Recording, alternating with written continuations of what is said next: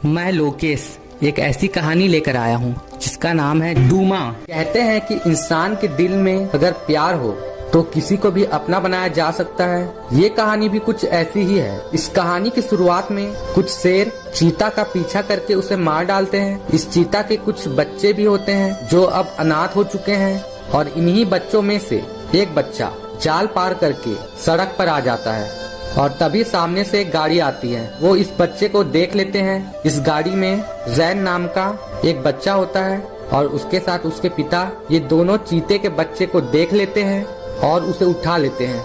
ये जानते हैं कि रात भर सड़क पर कई गाड़ियां आती हैं। अगर इन्होंने इस बच्चे को यहाँ पर छोड़ दिया तो ये किसी गाड़ी के नीचे आ जाएगा, इसलिए ये इसे अपने घर ले आते हैं। लेकिन जैन के पिता का इस चीते के बच्चे को अपने साथ रखने का ऐसा कोई भी इरादा नहीं होता। पर जब कुछ दिन ये इनके पास रहता है तो उन्हें भी इससे प्यार हो जाता है और वो ये फैसला करते हैं कि जब तक ये पूरी तरह से बड़ा नहीं हो जाता ये इसे अपने घर पर ही रखेंगे। और अब जैन उस चीता के बच्चे का नाम डूमा रख देता है। धीरे धीरे वक्त बीतता है और डूमा अब बड़ा होना शुरू हो जाता है। जैन अब अपने पड़ोस में रहने वाले एक लड़के के साथ डूमा को दौड़ना सिखाता है। वक्त बीतने के साथ डूमा अब पूरी तरह से बड़ा हो चुका है और एक दिन जैन के पिता कहते हैं कि अब हमें डूमा को उसी जगह छोड़ना होगा जहाँ से हम इसे लाए थे। ये इसका घर नहीं है, इसका असली घर वहीं पर है।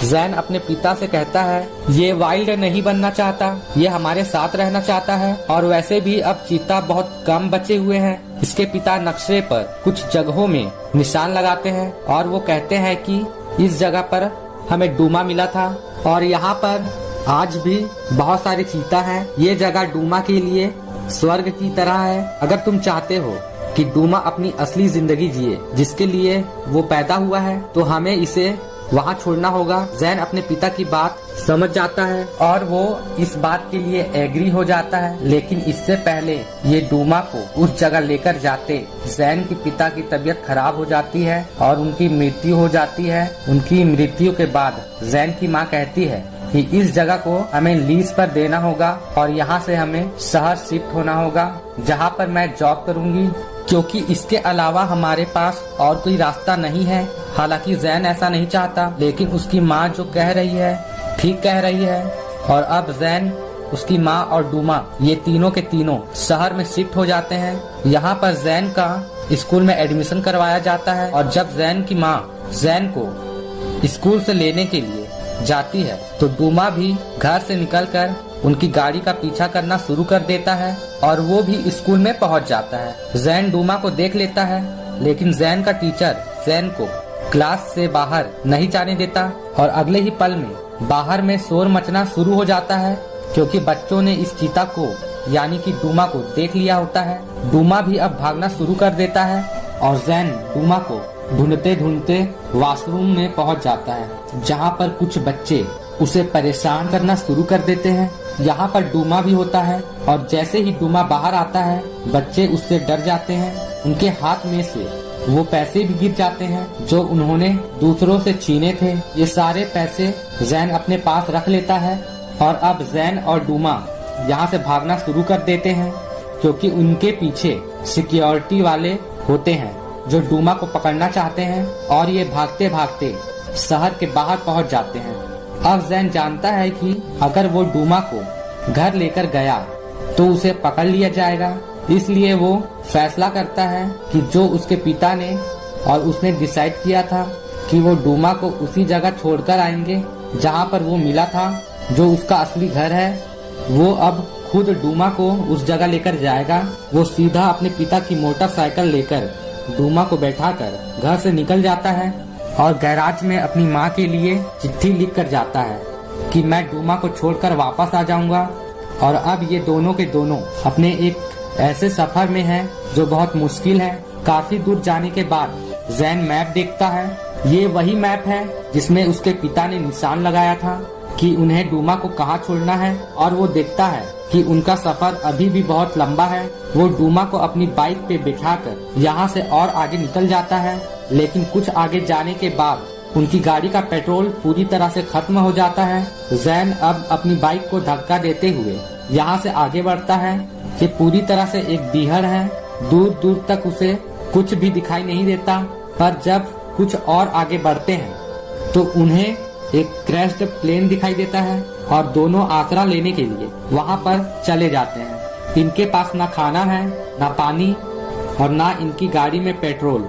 ये दोनों बहुत थक गए हैं, इसलिए ये यहाँ पर आराम करने का फैसला करते हैं। और जब ये आराम कर रहे होते हैं तब यहाँ पर एक आदमी आता है। उस आदमी का नाम होता है रीफ, जो एक बंजारा होता है जो बिना किसी काम के यहाँ से वहाँ भटकता रहता है। ये जैन की मोटरसाइकिल लेकर यहाँ से भागना चाहता है और जब वो उसे स्टार्ट कर रहा होता है तो जैन मोटरसाइकिल की आवाज सुनकर बाहर आ जाता है। जैन रीफ से पूछता है कि तुम क्या कर रहे हो। रीफ उससे कहता है कि मैं साउथ जा रहा हूँ, तुम्हें इससे कोई प्रॉब्लम है। जैन उसे कहता है कि हम वेस्ट जा रहे हैं। रीफ उसे कहता है हम कौन, तुम्हारे साथ कोई और भी है क्या। और तभी डूमा बाहर निकलता है और जब रीफ डूमा को देखता है तो वो पूरी तरह से घबरा जाता है। जैन रीफ से कहता है कि क्या तुम्हारे पास पानी है, मैं तुम्हें अपनी मोटरसाइकिल में आगे लेकर जा सकता हूँ। और वो उसे पीने के लिए पानी देता है। रीफ उसे पूछता है कि ये चल क्यों नहीं रही। जैन उसे बताता है क्योंकि इसमें पेट्रोल नहीं है। पर जैन के पास एक आइडिया होता है। अंदर उन्हें एक पैराशूट मिलता है जिसे वो अपनी बाइक के आगे लगा देता है और हवा जब पैराशूट के अंदर भरती है तो वो इनकी बाइक को आगे की तरफ धकेलना शुरू कर देती है। दरअसल ये उसके पिता ने उसे सिखाया था और ये बहुत लंबा सफर बाइक से इसी तरह तय करते हैं। और जब आगे झाड़ियाँ आ जाती हैं तो इन्हें मजबूरी में अपनी बाइक को वहीं पर छोड़ना पड़ता है। ये तीनों के तीनों बहुत प्यासे हैं। रीफ कहता है कि मैं पानी का कुछ इंतजाम करता हूँ और वो एक सही जगह देखकर वहाँ पर खोदना शुरू करता है और बहुत गहरा गड्ढा करने के बाद वहाँ पानी निकल जाता है और अब ये पानी पीकर अपनी प्यास बुझाते हैं। पर ये भूखे हैं और तभी इन्हें एक शुतुरमुर्ग दिखता है। जैन डूमा को शिकार करना सिखाना चाहता है ताकि जब वो उसे छोड़े तो वो अपने लिए खाना का इंतजाम कर सके। वो उसे शुतुरमुर्ग के पीछे भेजता है, लेकिन डूमा ने आज से पहले कभी शिकार नहीं किया इसलिए उसे पकड़ नहीं पाता। लेकिन वो उसके अंडे ढूंढ लेता है जिन्हें खाकर ये अपनी भूख मिटाते हैं। इसके बाद जैन रीफ को मैप दिखाता है कि वो कहाँ जाना चाहता है। रीफ कहता है कि जिस जगह तुम जाना चाहते हो वो जगह यहाँ से बहुत दूर है, वहाँ जाने का मतलब मौत है। जैन कहता है कि मैं मौत से नहीं डरता। कुछ देर सोचने के बाद रीफ जैन को कहता है कि ठीक है, मैं तुम्हें आधे रास्ते तक ले जाऊंगा, लेकिन उसके बाद मैं अपने रास्ते निकल जाऊंगा। और अब ये तीनों के तीनों यहाँ से आगे बढ़ना शुरू कर देते हैं। लेकिन जैन जब अपने कंपास में देखता है कि वो वेस्ट की तरफ नहीं बल्कि नॉर्थ की तरफ जा रहे हैं, लेकिन वो फिलहाल रीफ को कुछ नहीं कहता। ये आगे पहुँचते हैं तो इन्हें कुछ खंडहर दिखते हैं और तभी आसमान में एक हेलीकॉप्टर भी आ जाता है। दरअसल ये हेलीकॉप्टर जैन को ढूंढने के लिए आया है। रीफ उसे छुपने को कहता है और ये तीनों के तीनों अंदर छुप जाते हैं और हेलीकॉप्टर वापस चला जाता है। ये पूरी रात उसी खंडहर में रात गुजारते हैं और अगली सुबह जब ये यहाँ से निकल रहे होते हैं तभी रीफ को वहाँ पर हीरो की छोटी सी खान दिखती है और वो उसके अंदर चला जाता है। बाहर जैन भी डूमा को लेकर यहाँ से निकल रहा होता है क्योंकि वो जानता है कि रीफ उन्हें सही रास्ता नहीं ले जा रहा। लेकिन इससे पहले ये यहाँ से निकलते अंदर से रीफ की चिल्लाने की आवाज आती है और जब जैन अंदर जाता है तो वो देखता है कि रीफ पूरी तरह से मिट्टी के अंदर धंसा हुआ है। वो उसके मुंह के ऊपर से मिट्टी हटाता है, लेकिन वो पूरी तरह से मिट्टी से बाहर नहीं निकालता, क्योंकि अगर उसने उसे मिट्टी से पूरी तरह से बाहर निकाला तो वो जबरदस्ती उन्हें अपने साथ ले जाएगा। इसलिए वो उसके हाथ मिट्टी से निकाल देता है और वो रीफ को कहता है कि मुझे पता है तुम हमें शहर ले जा रहे हो ताकि मुझे वापस करके तुम्हें इनाम मिले और साथ ही साथ तुम डूमा को बेचना चाहते हो। और अब जैन अकेला ही डूमा को वेस्ट की तरफ ले जाता है। ये एक नदी के किनारे पहुंच जाते हैं और जैन डिसाइड करता है कि वो नदी के सहारे आगे बढ़ेंगे।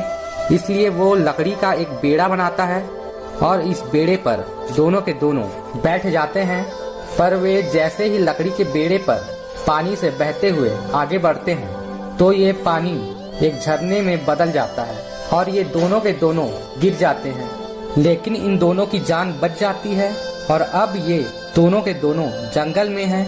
यहाँ पर बहुत सारे जंगली भैंसे भी होते हैं और डूमा उनका शिकार करने की कोशिश करता है, लेकिन वो इतने बड़े भैंसे का शिकार नहीं कर सकता क्योंकि इसे शिकार करना नहीं आता। वो भैंसे उसे भगा देते हैं और यहाँ पर जैन और डूमा एक दूसरे से अलग हो जाते हैं। हालांकि जैन उसे ढूंढने की कोशिश करता है लेकिन वो उसे नहीं मिलता क्योंकि वो इंसानों द्वारा लगाए गए पिंजरे में फंस जाता है। और अब यहाँ पर रात हो जाती है। जैन डूमा को ढूंढ रहा होता है और तभी एक जंगली सुअर उसे मारने के लिए उसके पीछे पड़ जाता है। जैन उसके आगे भाग रहा होता है और तभी उसका पैर किसी चीज पर अटकता है और वो गिर जाता है। वो बेहोश हो जाता है और जब रात को उसकी आंखें खुलती है तो उसके सामने रिप बैठा होता है। उसने डूमा को भी पिंजरे से निकाल दिया होता है और साथ ही साथ उसने जैन की जान बचाई होती है। अगली सुबह जैन रिप से माफी मांगता है क्योंकि वो उसे वहाँ पर छोड़कर चला गया था। रिप उससे कहता है कि तुमने सही सोचा था, मैं ये सोच रहा था कि तुम दोनों के बदले कितने पैसे कमा सकता हूँ, लेकिन अब वो ऐसा नहीं करना चाहता। वो इन दोनों की मदद करना चाहता है। वो उसे अपने बारे में बताता है कि वो अपना गांव, अपना परिवार सब छोड़कर बड़े शहर चला गया था ताकि वो पैसे कमा सके, लेकिन वो पैसे नहीं कमा पाया और उसे जेल हो गई और वो दोबारा कभी जेल नहीं जाना चाहता। यहाँ पर ये तीनों के तीनों शिकार करने की भी कोशिश करते हैं, लेकिन डूमा एक बार फिर हिरन का शिकार करने से चूक जाता है। ये कहते हैं कि लगता है हमें यहाँ पर भूखा ही रहना होगा और तभी ये देखते हैं कि कुछ लोग यहाँ कैंपिंग के लिए आए होते हैं जिनके पास बहुत सारा खाना होता है और ये दोनों एक प्लान बनाते हैं। जैन उनके पास एक जख्मी लड़के की तरह जाता है और जब वे उसकी शर्ट खोलते हैं तो उसकी शर्ट के अंदर सांप होता है। उस सांप को देखकर सभी लोग वहां से भाग जाते हैं और जैन और रिप इनका सारा खाना लेकर यहाँ से निकल जाते हैं। इन्हें एक बोट मिलती है और एक बार फिर से ये नदी के सहारे आगे बढ़ना शुरू कर देते हैं। जैन के पास जो पैसे होते हैं जो उसे स्कूल में मिले थे, वो उन पैसों को रिप को देना चाहता है, लेकिन रिप मना कर देता है। लेकिन जैन के जबरदस्ती करने पर रिप उन पैसों को ले लेता है। रिप के पास कुछ हीरे होते हैं जो उसे उस हीरे की खान से मिले थे जहां पर वो फंस गया था और वो उसमें से एक हीरा जैन को दे देता है ताकि वो हमेशा उसे याद कर सके। अब ये नाव का सफर पूरा करने के बाद ये वेस्ट की तरफ बढ़ना शुरू कर देते हैं। रात होने पर उसे रिप गुफा में ले जाता है। वो कहता है कि मेरे दादा मुझे यहाँ लाए थे, लेकिन अब लोग यहाँ पर नहीं आते। जैन रिप को बताता है कि कुछ ही दिन पहले उसके पिता की मृत्यु हो गई, वो अचानक से गायब हो गए हमेशा के लिए। ऐसा क्यों होता है? रिप जैन को समझाता है, हम सब एक ही नदी में बह रहे हैं, कोई आज गया तो कोई कल। हम सबको एक ना एक दिन इस दुनिया को छोड़कर जाना है, पर सबसे बड़ी बात ये है कि जब तक हम इस दुनिया में हैं, हम अपने सभी कार्यों को अच्छे से करें, अपनी जिम्मेदारी को समझें। डूमा को छोड़ने के बाद तुम अपनी मॉम के पास वापस चले जाना, मैं भी अपने गांव, अपने परिवार के पास वापस चले जाऊंगा। पता नहीं मेरा परिवार मुझे माफ करेगा कि नहीं। और अगली सुबह ये दोनों के दोनों आगे बढ़ना शुरू कर देते हैं और जब ये आगे जा रहे होते हैं और तभी इनके ऊपर बहुत सारी टैक्सी फ्लाई हमला कर देती है। ये मधुमक्खियाँ होती है। ये मधुमक्खियाँ बहुत खतरनाक होती हैं जो इंसानों का खून चूसती हैं, साथ ही साथ मरे हुए जानवरों को भी खाती है। रिप जैन को अपने कपड़ों में पूरी तरह से ढक लेता है, लेकिन वो अपने आप को नहीं बचा पाता। बहुत सारी मक्खियाँ उसे बुरी तरह से काट लेती हैं और अब जैसे जैसे दिन ढलता है रिप की तबीयत खराब होना शुरू हो जाती है। उसका पूरा शरीर सूज जाता है। यहाँ पर बारिश भी होना शुरू हो जाती है जिससे इन्हें आग जलाने में परेशानी होती है और जो पैसे इनके पास होते हैं वो उन पैसों को जलाकर यहाँ पर आग जलाते हैं। पर जैन को समझ में आ जाता है कि अगर वो उसके लिए मदद नहीं लाया तो वो जिंदा नहीं बचेगा। वो डूमा को कहता है कि तुम्हें यही रुकना होगा और वो अकेला ही रिप के गांव की तरफ चल पड़ता है। वो उनके गांव पहुंचकर उसके लिए मदद ले आता है लेकिन रीप का चेहरा पूरी तरह सूजा होता है, इसलिए उसे कोई नहीं पहचानता। गांव लाने के बाद रीप के पूरे चेहरे पर लेप लगाया जाता है, जिससे एक मुखौटा बन जाता है। और अगली सुबह जब वे मुखौटे को हटाते हैं तो वो देखते हैं कि वो रीप है। इसके बाद रीप के पूरे परिवार को बुलाया जाता है। रीप अपने दोनों बच्चों से, अपनी पत्नी से और अपनी मॉम से मिलता है। रीप का परिवार रीप को वापस पाकर बहुत खुश होता है। रीप जैन को अपने परिवार से मिलाता है। जैन अगली सुबह जब बाहर जाता है तब डूमा आसपास कहीं नहीं होता, और जब वो उसे ढूंढता हुआ बहुत आगे निकल जाता है तो वो देखता है कि डूमा एक दूसरे चीता के साथ खेल रहा होता है। वो दोनों आपस में खेल रहे होते हैं और इसके बाद वो दोनों मिलकर एक हिरन का शिकार करते हैं, यानी कि डूमा इसी जगह से बिलोंग करता था। हो सकता है डूमा जिसके साथ अभी हो वो उसी का खोया हुआ भाई हो।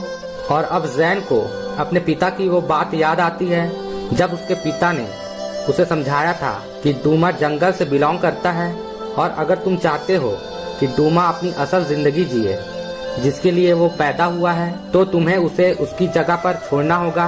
जैन डूमा को इस जगह छोड़ने का मन बना चुका है। जैन के पास डूमा आता है, दोनों एक दूसरे को प्यार करते हैं। दरअसल ये इन दोनों का फाइनल गुड बाय होता है।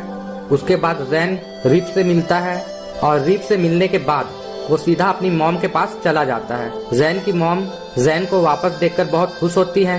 वो उसे अपने गले से लगा लेती है और अपने पूरे सफर से जैन ये समझ पाता है कि दुनिया में बहुत सारी चीजें हैं जो एक दूसरे के लिए बनी होती हैं, जैसे डूमा के लिए उसका वाइल्डनेस।